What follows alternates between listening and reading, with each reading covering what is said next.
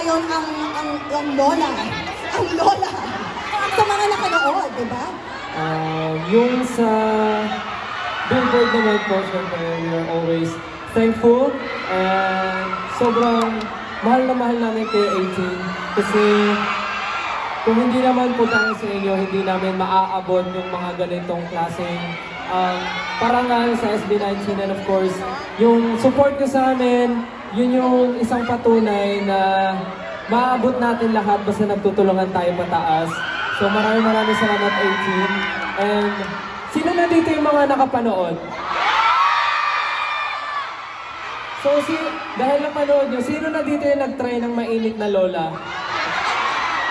So marami na. So sa mga hindi pa po nakakapanood, malalaman nyo po anong kwento sa likod ng mainit na lola. So,